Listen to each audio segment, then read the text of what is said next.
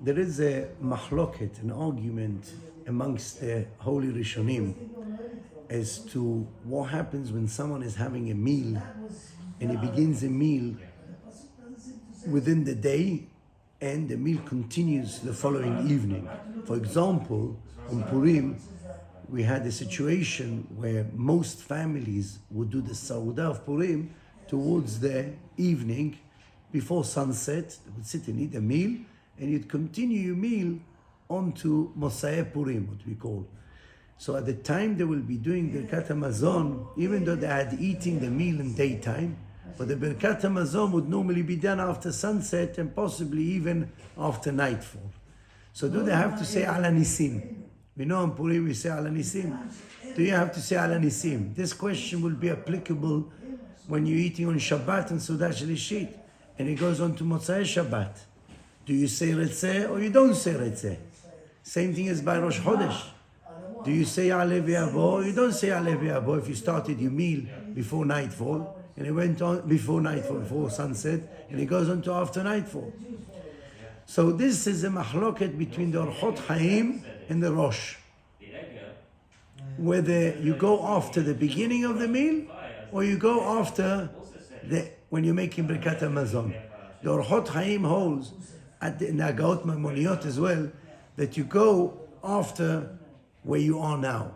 If it's after nightfall, you go after the beginning of the meal.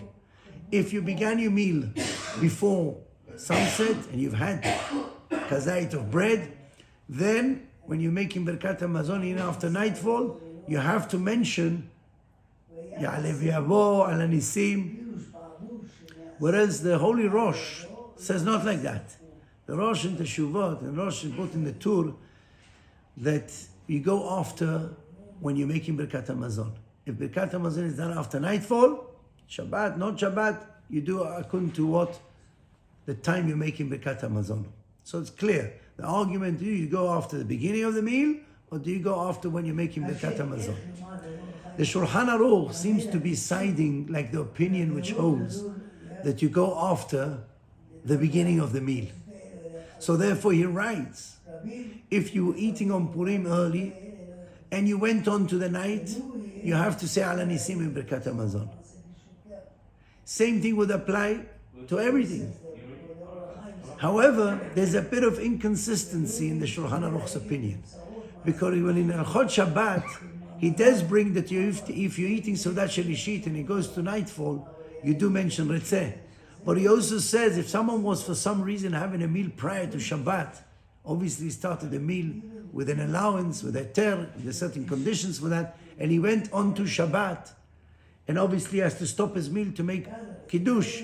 Yeah, some say you have to make Birkat HaMazon. Now you'll be saying Birkat HaMazon after nightfall. So he says in such a case, says the Shulchan Aruch, you should say Retzeh. And that seems to contradict his usual halacha that you go after the beginning of the meal. So let's explain what the conclusion halacha lema'aseh it is. The Kaf HaChaim brings, and many hold like that since this is subject to an argument, whether you should mention go after the beginning of the meal or after when you're making Birkat HaMazon.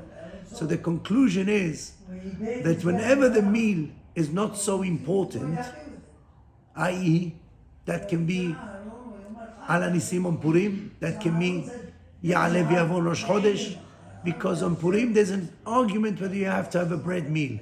On Rosh Chodesh, there's no obligation of having a meal. So the importance of the day doesn't drag it to the evening necessarily. There's a machloket, Sheve al Ta'aseh. Don't say Ala Nisim, don't say Ya'aleh V'Yavo if the day is gone. Ela say it in a Rahaman, you can say Rahamanu Yaseh Lanu Nisim, Kasher Asa La'avotenu Bayamim Haem. You can say Rahaman Ya'aleh V'Yavo V'Yagia V'Yiraheh. But you don't say it in the midst of the Birkat HaMazon as it causes an interruption and an hefsek. And you don't cause an hefsek when it's subject to a mahloket. However, by Retzeh, the halacha is different. Because of the importance of the meal and the obligation of having a bread meal, and we follow the opinions which even say in Seudat Shlishit you should have a bread meal. So therefore the hashivut of the Seudah, the importance of the meal, drags it to the evening, and you go even if the day has gone out, we say Retzeh v'chalitzenu. And that will apply even the other way around, like the Shulchan Aruch says, because of the importance of Shabbat. This is based on the responses of the Ramah. Rabbi Moshe Isserlich in his Teshuvot discusses this in length. However, there's slight differences there. So the conclusion is, Rosh Chodesh, Chanukah, Purim, if the day is gone, you don't say Ala Nisim, you don't say Ale V'Yavo. However, Shabbat, you do say Retzeh if Shabbat is gone out. Okay? What happens when Rosh Chodesh falls on Motzei Shabbat? You've got a bit of a conflict here. Or when Shabbat was on Rosh Chodesh.